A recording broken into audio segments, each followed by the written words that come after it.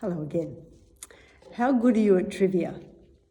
Today I have 4 questions related to ice cream. So for those of you who love ice cream, let's see how you go. The first question is, on average, how much ice cream do Australians consume annually? And the answer to that is 18 litres per person. The second question, which countries are the top 3 consumers of ice cream? That mightn't be so difficult. It's Australia, New Zealand, and the US. The third question, which flavour came first, vanilla or chocolate? And the answer is chocolate. And the last question, which age group consumes the most ice cream? This might be a bit of a surprise because the answer is those over 55. How did you go? And what does it matter how you went? Is that information what we really need to know? Of course not. But we like to think we're well informed. We like to know things and we like to be right. But sometimes our knowing reveals to us that some of the things we valued knowing were not really important at all. Graham Kendrick wrote these words, "All I once held dear, built my life upon, all this world reveres and wars to own.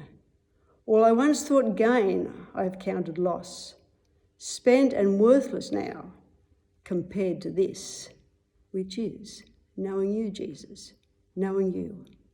There is no greater thing.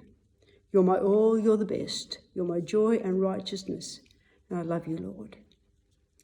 Today, I'd like to ask what you're learning in this time, particularly about yourself. How well do you know yourself? Are you discovering there's part of you that you didn't know? Well, I thought I knew myself pretty well.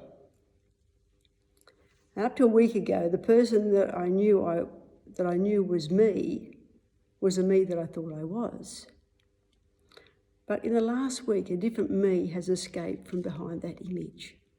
I've always been a very positive person, always look on the bright side, and generally I still am. But at the moment I'm struggling with this way of living, and I didn't realise that until Anzac Day. You see, for the past 40 years for me, Anzac Day and the Salvation Army have been very closely linked with our presence in every conflict since the First World War till today as a support to the troops. This year, I didn't have that on a local level. And it wasn't until I watched other services that the Salvation Army were involved in that I realised that. Since that day, I found myself up and down emotionally with the challenges of balancing staff and volunteers, keeping them safe, taking up the roles of volunteers that are unable to do, and doing church in a very different space with very different resources that are unfamiliar to us. Now, I'm not wanting to have a pity party here, but maybe you're like me. We seem to cope for a while when things change, but there comes a time when we need more resources to continue to carry on with that. So where do we go for that? I want to suggest that we go to the word Ebenezer. Now, if you haven't heard of this word outside of the movies, you might like to check out 1 Samuel chapter 7, verse 12. Here we have the Israelites about to be attacked by the Philistines, and the people are crying out to Samuel to pray to God for them. And we read, "Then Samuel took a stone and set it up between Mizpah and Shen. He named it Ebenezer, saying, 'Thus far has the Lord helped us.'" Thus far, up to this point. In essence, saying that God's been with us up to this point, and this gives us confidence for the future.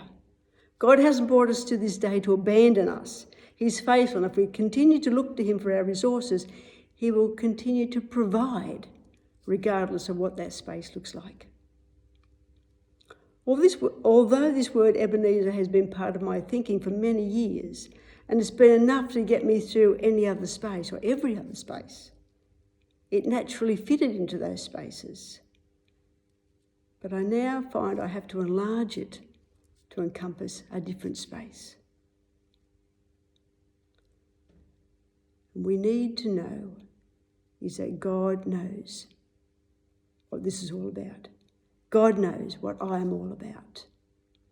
And if I am in the middle of this situation, it must mean that this situation and I are compatible. God would not have brought me to this point if it was going to destroy me. He has plans in this space for me to know myself better, but more than that, to know him better. I encourage you in these times of roller coaster emotions to remember Ebenezer. God never changes.